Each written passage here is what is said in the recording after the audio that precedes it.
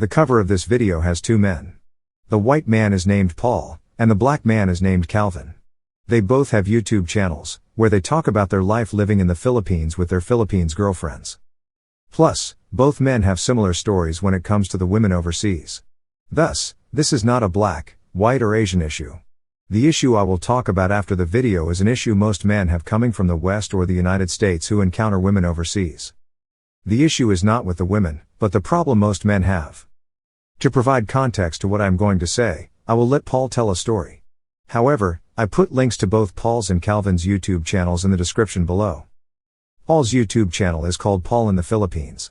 Old Dog New Tricks. Calvin's YouTube channel is called Sunshine Shoulders. Paul has been living in the Philippines for over 3 years, and he lives with his Philippines girlfriend, but they are not legally married. However, they are married in the way it truly counts. They are emotionally and psychologically committed to each other, and they take care of each other, which is what a marriage is really about. Paul has a YouTube channel where he tells his and other men's stories about the woman they have met, dated, and married in the Philippines. Paul also provides advice regarding this subject. I am going to let Paul tell you a story. There are 2 stories that Paul provides. I will leave a link to these videos in the description below. Afterward, I will tell you the real problem with the men. Part 1.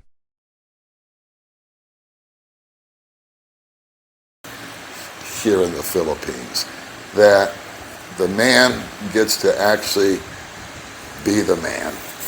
Men have always been, and I think it's the normal course, men have been the providers, and they've been the protectors, and they've been the decision makers of the household.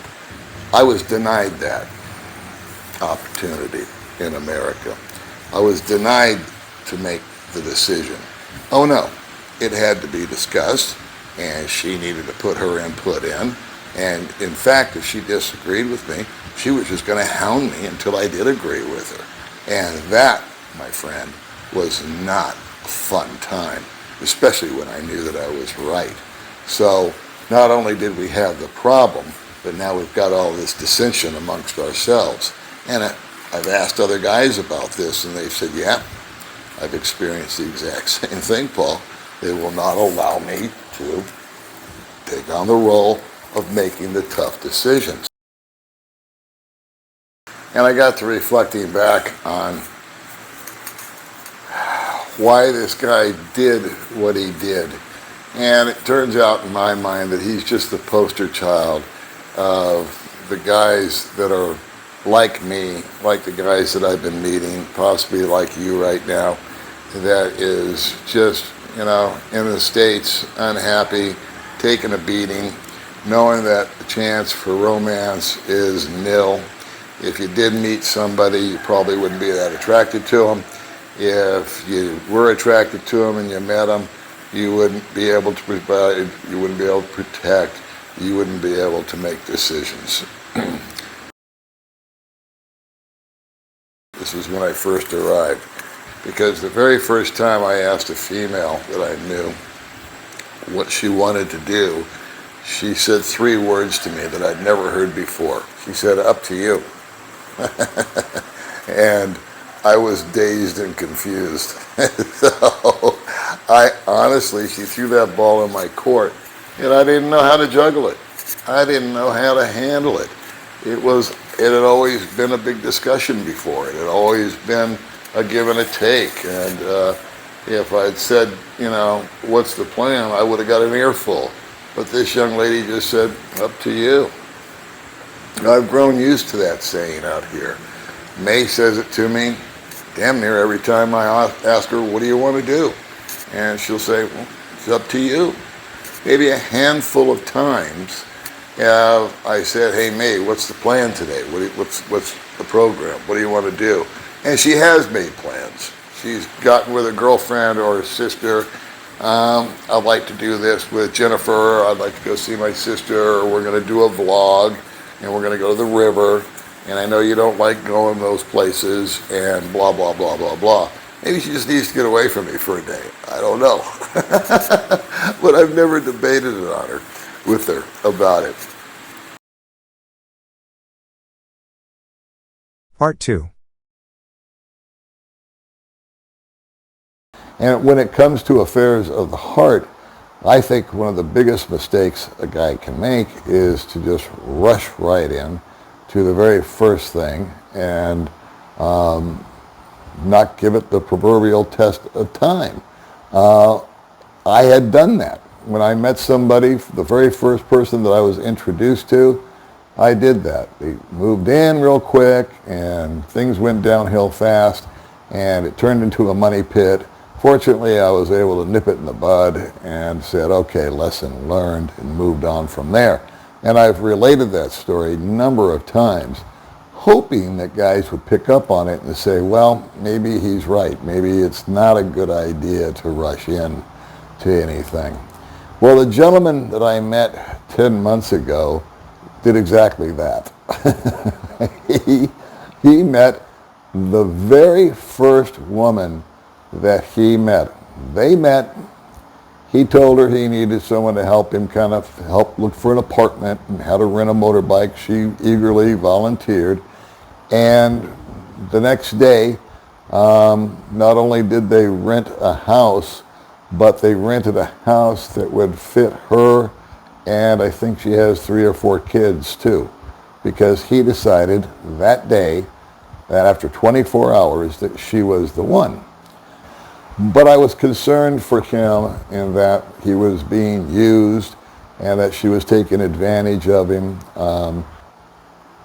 Him and I subsequently met for coffee again, and he started gushing about this woman and about how well she treated him and how she doted on him and cooked for him, and that she had a number of children, and that he wanted to, make sure that they were provided for and she was provided for. And this hadn't been but 4 or 5 days. And I thought, this is brutal. This is not good. This guy should have slowed down.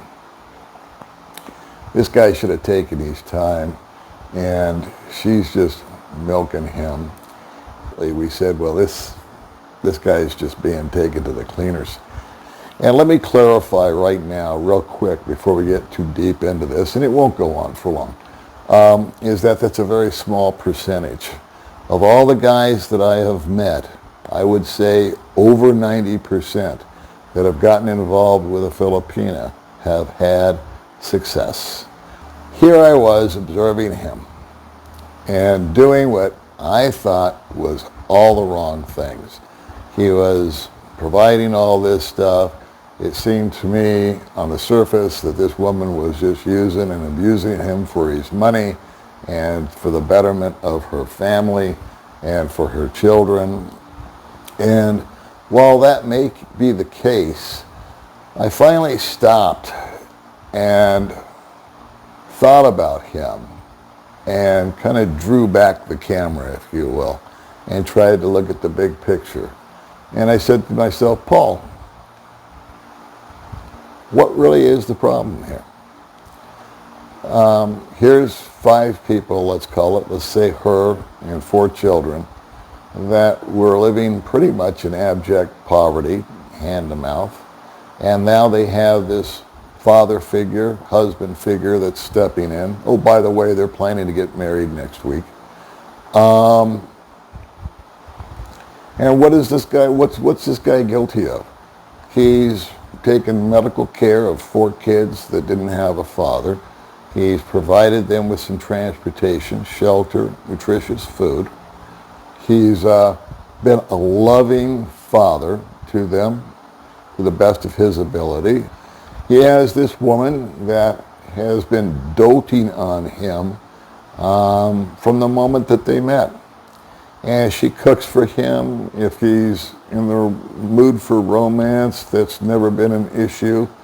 For 15 or 20 years, while he was powerful and wealthy and a man of position and had all the toys in America, he was fairly miserable.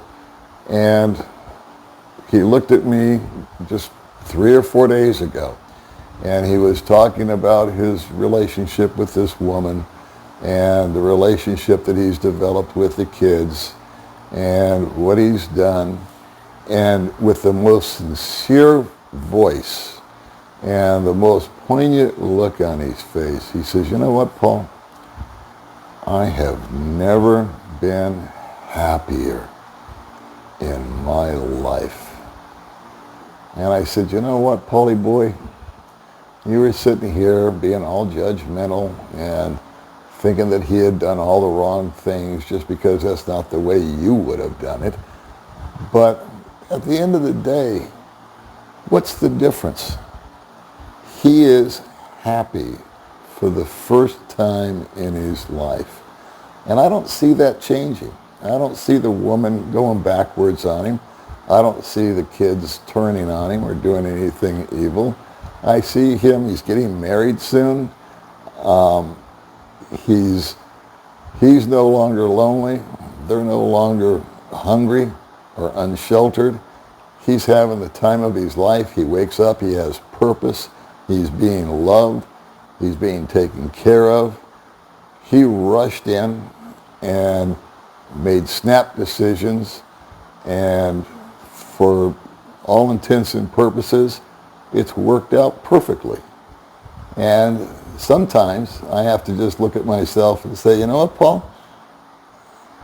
I kind of enjoy it when I'm wrong.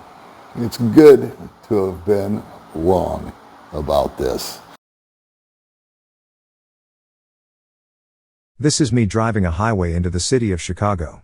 I think it is appropriate because this video is about men going overseas to find a woman and getting away from the women in the West or the United States.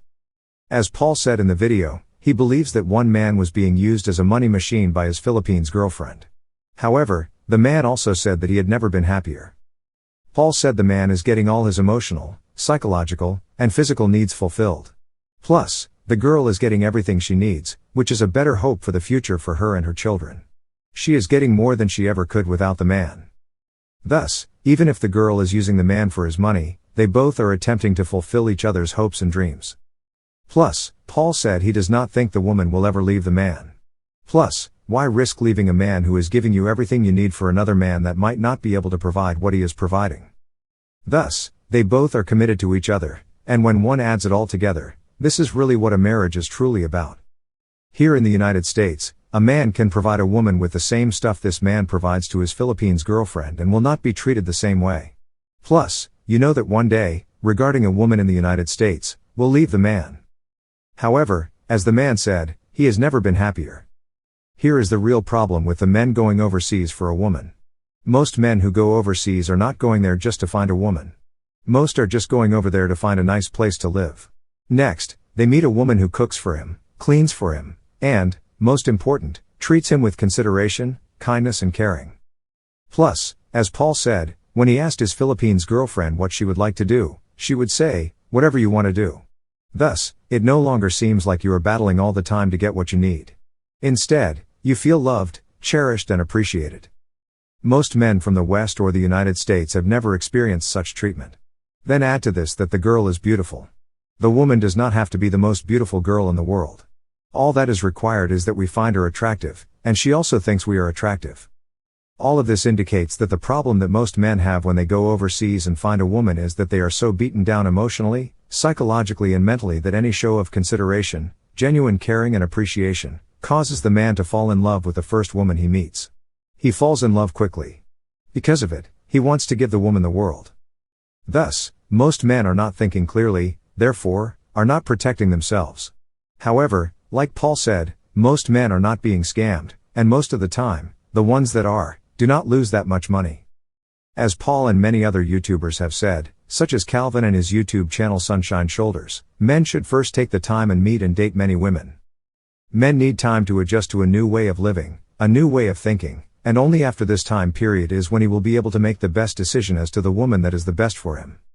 Thus, saving both the man and the girl a lot of heartbreak. In addition, this also tells you just how bad it is for most men in the West or the United States. That women in the West or the United States do not treat men with consideration, kindness, caring or appreciation. Here is the crazy part. The unbelievable part.